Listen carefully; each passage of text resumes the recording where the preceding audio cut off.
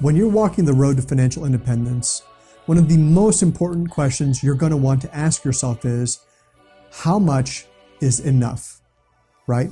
How much is enough?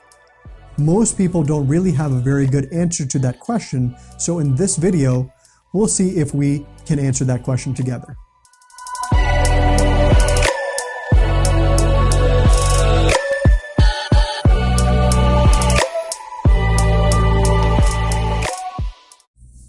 So step number one, the first thing you're going to do is, to get your answer at least, is to remove what the marketing machine has given to you from the picture.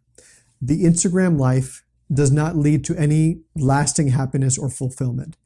And the few influencers that I've had exposure to in my career, I have found to be quite unhappy and generally insecure. Maybe not everyone in that space is like that, but certainly the few that I've met. Because let's think about this honestly, right? They're giving you a small sliver of who they are, a photoshopped snapshot, edited to make themselves look really, really good. They're basically lying to you, right? So let's remove the marketing machine from the picture. I want you to think about what is really important to you.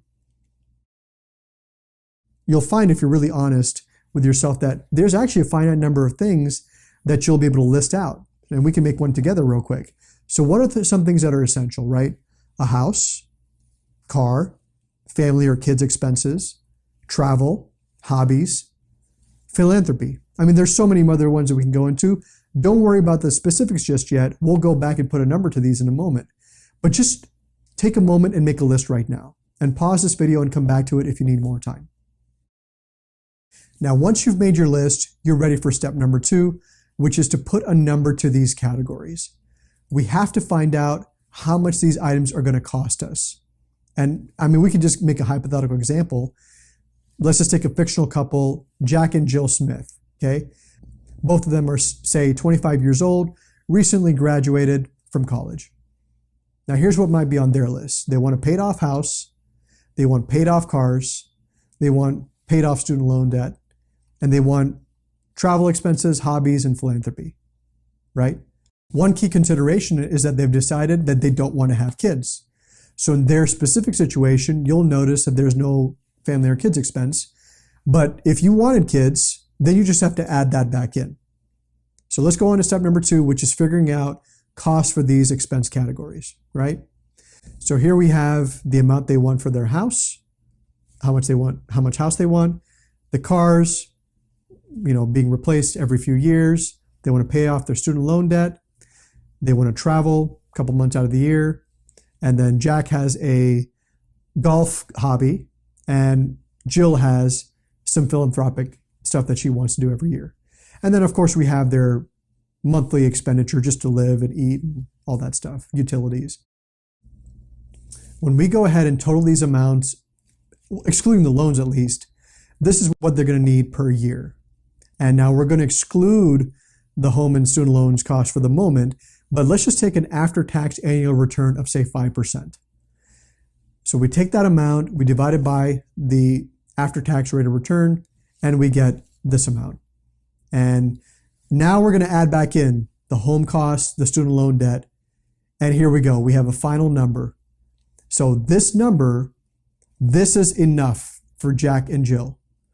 So we now have a pretty good idea, and it's not exactly the answer that we're looking for, maybe, but it's an approximation, and it's much better than I don't know. Now remember, if, for example, Jack and Jill had 2 kids, then we add those kids' costs in the list and redo the calculation.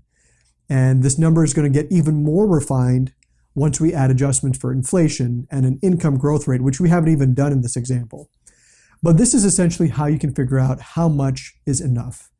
And please comment below. I'd love to see what your number is. What is your number where you reach enough? But once you figure out what your number is, the next logical part of the equation is to figure out how to get there. Essentially, you'll have to craft a game plan, but given how many different strategies that could be looked at and how many different variables are involved, frankly, that's a topic to address once you're ready to reach out to us and become a client. Thanks for watching. If you like this content and found it helpful, feel free to share this with your friends and family. And don't forget to hit the like button, subscribe to our channel, and hit the bell icon so you get notified of new videos as they're released. And if you've made up your mind, you've decided you want to become a client and start on your road to financial independence, head on over to our website and fill out the requirements form. The URL is listed in the description below. Thanks, and I'll see you in the next video.